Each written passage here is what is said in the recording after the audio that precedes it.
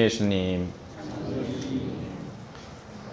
오늘 이 독서에는 걸림돌과 어리석음이라는 표현으로 그리스도에 대한 이야기를 합니다.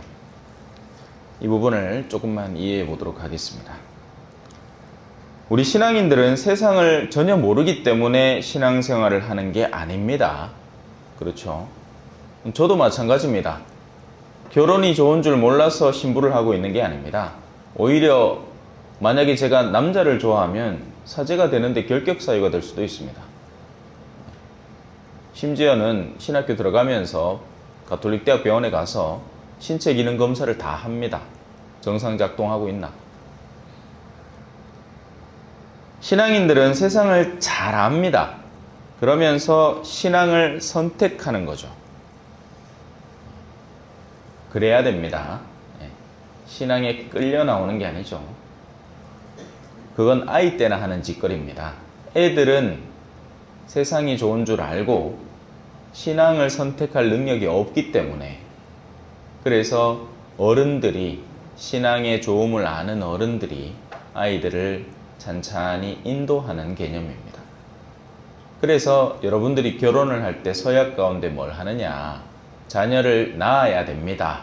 자녀 출산에 대한 것을 기본으로 깔고, 그리고 그 자녀들에게 신앙 교육을 시키겠다는 교육까지도 약속을 하는 겁니다.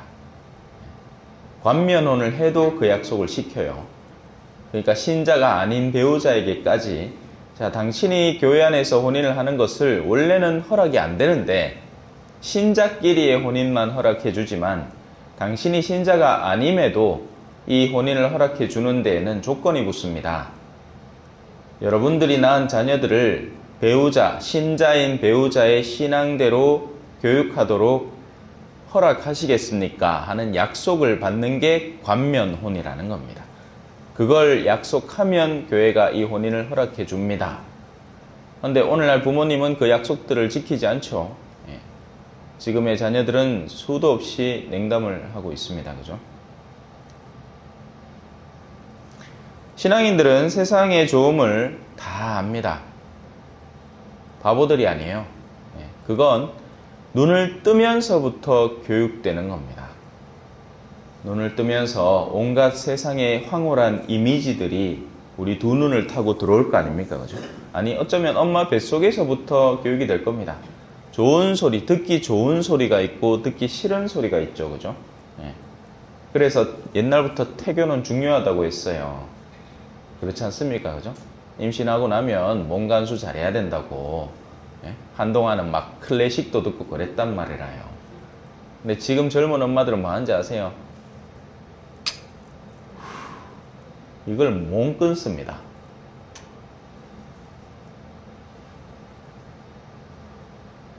참 큰일이죠. 그래 놓고는 또 아이는 잘 나오길 바라죠. 그래갖고 미리 검사를 해가 장애가 있다 싶으면 낙태해버립니다. 이게 흔한 세상이 됐어요. 어찌 보면 지금 일어나는 수많은 재앙들은 우리 인류에게는 당연한 일일지도 모릅니다. 우리는 지금 니네베를 살고 있는지도 모르죠. 그런데 하느님께 바라는 건 많고 내가 잘못해서 그 결과가 돌아오는 건 싫고 참 가지가지입니다. 그죠? 우리는 아주 어린 시절부터 세상의 좋음을 체험합니다. 맛있는 사탕이 좋은 줄 누가 모릅니까? 자두맛 캔디, 새콤달콤, 제가 어릴 때 자주 먹던 간식들입니다. 여러분 어릴 때는 뭘까요? 모르겠습니다. 왕사탕, 얼마에 하나요? 하루 종일 그냥 간다며. 또 옛날에는 얼마나 또 순진하게 사탕들을 제대로 만들었겠어요. 지금은 막 공갈 사탕 막 거품 막 넣어가지고 금방 녹아부는 거 만드는데. 그렇게 맛있는 사탕 좋은 줄 알고 값비싼 장난감이 좋은 줄 압니다. 제가 어릴 때는 막 비비탄 총 그거 갖고 싶어가지고 용돈을 모아가지고 한 개씩 사고 그랬었어요. 저희 외가댁이 이제 그 외간에 동부초등학교 앞에 그 문방구를 했거든요. 한 번은 외삼촌이 우리 집에 놀러 왔는데 이따만한 로봇 장난감을 가져온 거예요. 그날의 이 기쁨이 아직 뇌리에 남아 있습니다. 그분은 벌써 돌아가셨죠. 또 1등 하면 얻게 되는 그 쾌감, 운동회 때 그죠? 열심히 달려가지고 1등으로 들어오면 손에 도장 땅 찍어주고 공책 주잖아요. 그런 거 모르는 사람이 누가 있겠습니까? 그래서 성공이라는 가치는 아주 어린 시절부터 뇌리에 아로새겨지는 겁니다. 아, 세상에서 좋은 것을 취하는 것은 좋은 일이구나. 다만 우리 신앙인은 그런 세상의 가치관들을 월등히 뛰어넘는 새로운 가치관이 있다는데 눈을 뜨기 시작하는 사람들이 되는 거죠. 물론 이건 이상적인 케이스를 말하는 겁니다. 적지 않은 경우는 어떠냐? 그냥 버릇된 신앙을 살아가는 것뿐입니다. 다람쥐 쳇바퀴 돌듯이 이전까지 해왔기 때문에 오늘도 하는 것일 뿐, 지금 내가 하고 있는 것의 본질적인 의미가 뭔지를 이해해서 그 좋음을 보다 더 추구하려고 노력하는 사람들은 사실 드뭅니다. 그런 사람들이 많으면 온 세상이 복음화가 될 거예요. 소금이 짠맛을 잃지 않으면 사람들은 짠맛을 필요로 하고 그 짠맛을 찾아올 텐데, 그러지 않으니 자녀들이 냉담하는 이유는 크게 다르지 않습니다. 부모 때의 신앙의 모습을 관찰하는 거예요. 자녀들이 무식해서 냉담하는 게 아니라 똑똑해서 냉담을 합니다. 부모님들이 신앙생활을 하는 걸 보면 억지로 끌려다닌단 말입니다. 가서 투덜투덜대고, 마을 놈에 누구 막 성당에서 빈정대고 욕을 하고 한탄을 하고 이러는데, 자기들은 왜 거기를 굳이 가야 됩니까? 선교 생활에 대한 소개도 비슷하거든요. 선교지를 갔다 온 선교사들 가운데에는 제가 보기에는 두 부류가 있는 것 같아요. 하나는 자신이 체험한 선교 생활의 기쁨을 소개하는 사람입니다. 그렇게 해서 다른 사람들의 마음속에 나도 선교지 한번 가보고 싶다, 나도 저렇게 살고 싶다 하는 열망을 불러일으키는 사람이 한 부류가 있나 하면, 다른 부류는 뭔지 아세요? 나 이마에 고생했어요. 불쌍하죠? 그러니까 많이 도와주세요. 그렇게 해갖고 돈을 쫙 빨아 당겨가지고 선교지에서 편안하게 살려는 그런 부류들입니다. 근데 이제 개신교 목사님들이 그걸 잘해요. 밖에 나와갖고 어마어마한 펀드를 끌어들여서는 자기들은 거기서 골프 치고 노는 경우가 있습니다.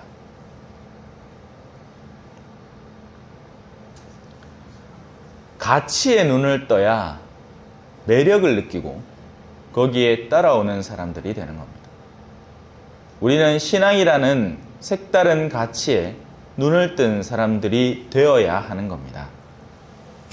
그래서 좋음들을 비교하는 거죠. 세상의 좋음을 모르는 게 아니에요. 세상의 좋음 있고 신앙의 좋음을 비교해서 이게 더 무게감이 있고 좋은 거구나 하고 그걸 취사 선택해야 좋은 신앙인이 되는 겁니다.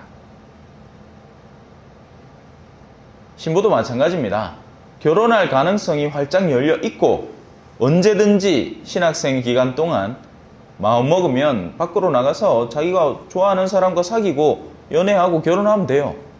그 가능성을 신학 기간 내내 검증받는 겁니다. 그리고 사제가 되려는 열망, 그 둘 중에서 최종적으로 비교 선택해서 취하는 거죠. 스님들도 마찬가지잖아요. 시작부터 종신서원을 안 줍니다. 유기서원 동안 기간 자기를 검색해보라는 거죠. 살펴보라는 겁니다. 그리고 최종적으로 본인의 선택을 종신토록 할 것인가를 묻는 거죠. 그래서 세례를 받았다고 끝나는 게 아닙니다. 사실 세례 때 뭘 그렇게 알겠습니까? 우리가 뭔 놈이 교리를 그렇게 빠삭하게 알아서 세례 때 그런 최종 선택을 하겠느냐고요? 아니란 말이에요. 그냥 놈들 미사포 쓰는 거 나도 한번 써보고 싶어가. 그러고 성당 댕기면 뭐라도 좀 좋은 게 있을까 싶어가. 하다못해 집에 그냥 심심하게 혼자 있는 것보다는 성당 나 사람이라도 좀 만나면 나을까 싶어가. 그렇게 시작한 신앙생활을 나날이 선택해가며 사는 거죠. 그래서 세상 사람들에게 비춰지는 우리가 갖고 있는 신앙이라는 것은 걸림돌, 잘 가는 길에 놓인 돌이 돼서 툭 걸려 넘어지는 걸림돌입니다. 또 어리석음입니다. 나 자신이 이미 무언가를 가졌다고 착각하는 이들, 나 자신이 굉장히 드높은 세상에서 총망받아 마땅한 이라고 생각하는 이들은 신앙이라는 걸 가지면 어떤 일이 벌어집니까? 하느님이 계시죠. 지금까지 내가 세상의 주인이었어요. 내가 욕구하는 대로, 내가 원하는 대로, 내가 하고 싶은 대로 주일 시간 내 마음대로 써제끼고 싶은 겁니다. 자고 싶으면 자고, 놀고 싶으면 놀고. 근데 신앙을 가지면 어떻게 됩니까? 너그보다 높은 곳에 하느님이 계시니 그분에게 합당한 시간을 되돌려 드려야 한다 하면서 우리가 쉴 때 그 시간을 뺏어 가려고 하죠. 그러니까 턱 걸려 넘어집니다. 이 뭐야? 왜 내 하고 싶은 대로 못해? 그래서 교만한 사람들이 신앙 선택하는데 어려움을 겪죠. 지멋대로 살고 싶은데 신앙은 자꾸 귀찮게 만드니까.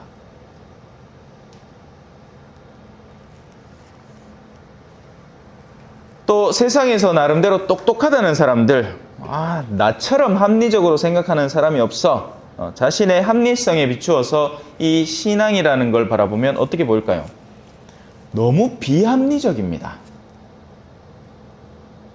똑똑한 사람은 이렇게 행동해야죠. 내가 나이 60평생 동안 남편 섬겨왔으면 됐지. 이제 결혼하자. 그게 똑똑한 행동이라고 하는 짓거리들입니다. 똑똑하게 살려면 내 이익을 철두철미하게 챙겨야 되고 절대로 손해보면 안 됩니다. 그런데 신앙은 어떻게 얘기합니까? 용서해라. 또 오늘 계명은 어때요? 내 부모님을 공경해라. 여러분, 부모님을 공경한다는 게 어떤 의미일 것 같습니까? 부모님이 공경할 만해서 하라고 하는 걸까요? 그럴 것 같으면 자동으로 합니다. 부모님이 공경할 만하잖아요. 알아서 공경합니다. 개떡 같은데도 공경하라니까 공경을 왜? 하느님이 훨씬 월등한 곳에서 나에게 지상 명령을 내리시니 심지어는 살인하지 말라는 계명에 앞서서 부모님을 공경하라는 계명을 주고 계시니 그걸 지키는 거죠. 10계명은 중요도대로 순서대로 놓여 있거든요. 그 가운데 4번째 계명이 부모를 공경하라는 것이고 5번째 계명이 살인하지 말라는 겁니다. 공경할 만한 공경은 지가 알아서 합니다. 맛있는 음식을 맛있게 먹어라. 이게 무슨 명령입니까? 맛없는 음식이지만 주신 분의 의미를 생각해서 감사히 먹어라. 이러면 명령이 되죠. 참. 그래서 이 신앙이라는 것을 자녀들에게 긍정적으로 제대로 전해줬어야 결국 누가 이득을 보는지 아세요? 우리 스스로가 이득을 봅니다. 신앙은 우리가 훗날 약해지고 사람은 누구나 젊을 때는 자기 튼실히 자기 생활을 유지할 수 있습니다. 그런데 나중에 나이가 들면 어떻게 됩니까? 떨기 싫어도 손이 떨리고 보고 싶어도 눈이 안 비고 듣고 싶어도 귀가 막히는데 그걸 누가 이해해줘야 살아가는 겁니다. 어린아이의 상태에서 성인이 되었다가 다시 취약한 상태로 변하는 것이 인생의 여정이에요. 그런데 현대사회의 젊은이들은 자신이 늙을 걸 생각을 안 하죠. 아니, 이렇게 얘기합니다. 안락사 실행합시다. 늙으니까 가치가 없습디다. 아이고 저렇게 추하게 살아서 뭐합니까? 때대마 죽는 거 허락합시다. 근데요, 여러분 그걸 아셔야 돼요. 살인이라는 제도가 우리 교회에서 반대하는 여러 가지 이유 가운데 하나는 정말 살해당에 마땅할 나쁜 놈을 죽이는데 안 쓰이기 때문에 그렇습니다. 살인이라는 제도는 흔히 반대파의 입을 틀어막아서 숙청시키는데 자주 쓰여왔습니다. 그러니까 죽어 마땅하지 않은 사람들, 왜 우리 한창 막 군사 독재 시절에 어디 잡혀가면 막 두드려 맞고 언제 보면 죽어 있고, 죽음이 해명도 안 되고 그런 일들이 많았지 않습니까? 여러분, 안락사가 허용되면 어떻게 될 것 같아요? 부모를 죽여버리는 시대가 다가오는 겁니다. 부모는 이제 결정권이 없는 거예요. 말도 제대로 못하고 목줄 매고 나는 아직 살고 싶은데 자녀들이 옆에 모여가 수렁수렁 두렁두렁 얘기하면서 이대로 되겠습니까? 야, 오빠 모실 수 있나? 안 된다, 내 바쁘다. 나도 바쁘다. 그러면 어쩌고? 그래, 그러면 우리 사인하자. 자식들이 사인 다 하면 이제 캡슐에 들어가는 거죠. 이제 가스 나오는 겁니다. 그렇게 안 될 걸까요? 저는 충분히 가능하다고 생각합니다. 자기 뱃속에 든 자식도 죽이는 세상인데, 그런 생각들이 현대의 젊은이들에게는 똑똑한 생각으로 치부되는 겁니다. 하느님께 정면으로 반대해서 낙태도 어떻게 해요? 똑똑하니까 낙태를 하려고 하는 거예요. 왜? 아니, 내가 지금 직장을 갖고 있고 경제권을 계속 유지해야 되는데 아가 들어서면 직장에서 이거 유지도 못하고 이거 지금 쫓겨날 판이라 돈을 선택하는 현명한 선택으로 자식을 죽이자라는 거죠. 흔히 낙태를 찬성하는 사람들은 성폭행 당한 아이는 어떡하나요? 이런 온갖 가정, 예시를 드는데, 실제로 일어나는 대부분의 낙태는 두 사람의 동의하에 맺어진 성관계에서 태어난 자기의 자녀들, 사랑으로 태어난 자녀들을 죽여 없애는 과정들입니다. 인간은 의외로 잔혹하단 말이에요. 잔인하고. 왜 그렇잖아요. 우리 돈 욕심에 한번 빠지면 눈에 뭐 빕니까? 아무것도 안 비요. 돈비 안 빕니다. 저게 내 낀데 라는 생각이 들마 형제간도 없어요.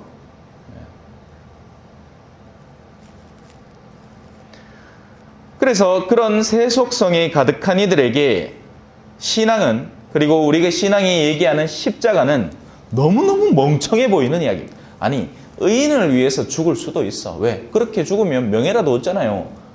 나의 죽음을 적들에게 알리지 마라. 우리는 이순신 장군을 막 치하하고 막 드라마도 막 미치듯이 만들어내지 않습니까? 근데 저분은 뭐 때문에 죽었어요?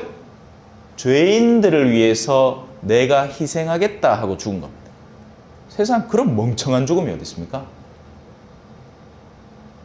그래서 세속 사람들에게 우리가 가진 신앙은, 우리가 하는 신앙생활은 멍청해 보이는, 어리석어 보이는 활동이 되는 겁니다.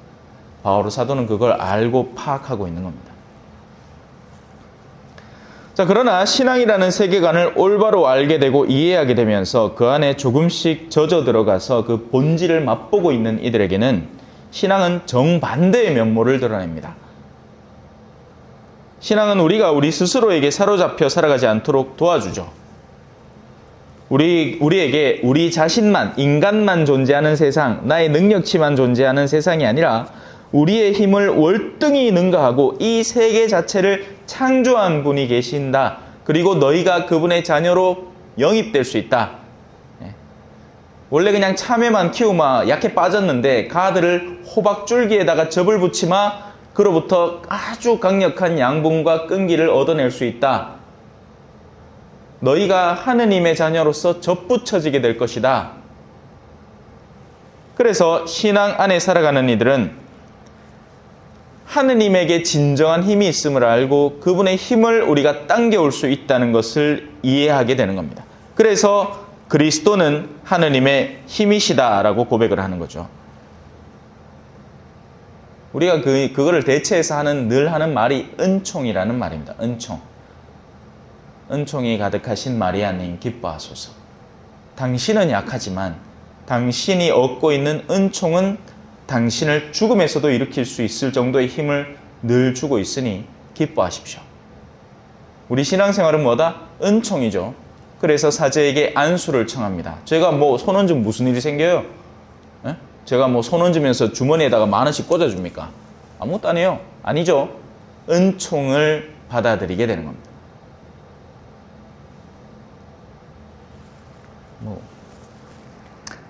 그렇습니다.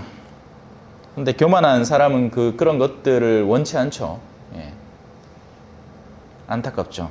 얼마든지 드릴 수 있는데 청하지를 않으니. 자, 그래서 신앙은 우리에게 하느님의 힘이신 그리스도를 드러내고 십자가는 가장 강력한 의지적 선택이 되는 겁니다. 우리는 질질 끌려 신앙생활을 해서는 안 됩니다. 우리는 의지적인 선택으로 하느님의 힘을 내 안에 받아들이겠다는 선택을 하는 사람들이 되어야 됩니다. 또한 신앙은 현세에 사로잡힌 시선에서 벗어나 영혼을 바라보게 해줍니다.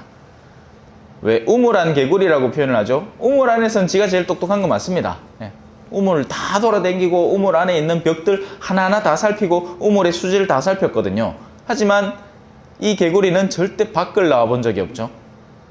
그 우물에서 조금만 나와보면 세상이 어떤지를 발견하게 되는데, 우리들은 우물 안에서 나야말로 가장 합리적이고 똑똑하다는 착각을 하고 살아가는 겁니다. 그래서 우리 신앙은 우리를 그 우물에서 꺼내주고 영원이라는 시야를 바탕으로 우리가 좀 더 현명하고 지혜롭게 살도록 도와줍니다. 바둑 둘 때 그렇잖아요. 눈앞에 수만 보고 두는 사람은 코앞을, 한 치 앞을 못 내다보는 사람입니다. 근데 몇 수 앞을 내다보면 그 사람은 아이고 야 그거 하려고 요거 두는구나 하는 것을 벌써 읽어내고 일부러 유도까지 하죠. 이쪽으로 와서 자기 말을 잃게 만들고 나는 본진을 공격하는 그런 수를 두는 겁니다. 영원을 바라다 보는 사람은 그런 몇 수를 앞을, 몇 백수 앞을 내다볼 수 있겠죠. 이제 피곤하신 모양이다. 표가 납니다. 어쩌겠노? 이 주임신부 오래 안 갑니다. 조그만 창모에서 여러분들 생애 얼마라고, 그죠? 벌써 한 몇십 년 신앙생활 해왔잖아요. 그리고 내하고 만나는 날이 얼마나 되겠습니까? 짜들 얼마 안 됩니다. 이제 길어봐야 1년 반이다.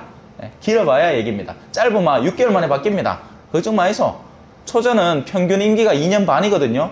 그래서 원래 같으면 벌써 바뀌었어야 돼요. 근데 이제 6개월 아직 유예기간이 주어진 거죠. 왜? 정기 인사 지나갔잖아. 여름 인사 기다려야 되는 겁니다. 그래서 쪼매만 갠디 있어. 사수나이가 또 얼마나 견디기 쉬운 시기고 하느님이 은총을 막 쏟아준다 아닙니까? 젠디라고. 그러고 제가 하는 수많은 강론 중에 벽진이 제일 짧습니다. 용봉하고 벽진이 제일 짧습니다. 그러니 너무 그래 섭섭하게 생각하지 마이소. 피곤해도 좀만 참자. 이거는 마무리하고 끝내야지, 그죠? 자, 그래서 사실 멀리 내다볼수록 더 지혜로운 이가 되어가는 겁니다. 영원 안에 시선을 꽂아두고 살아갈수록 현세를 살아가는 가장 지혜로운 사람이 되는 겁니다. 신앙은 우리에게 그 하느님의 지혜 그 자체이신 하느님의 말씀, 하느님의 거룩한 영, 그리스도를 우리에게 기꺼이 선물해 주는 겁니다. 다시 오늘 복음의 말씀 독서 말씀을 반복해서 읽어드리겠습니다. 하느님의 어리석음이 사람보다 더 지혜롭고 하느님의 약함이 사람보다 더 강하기 때문입니다. 아멘.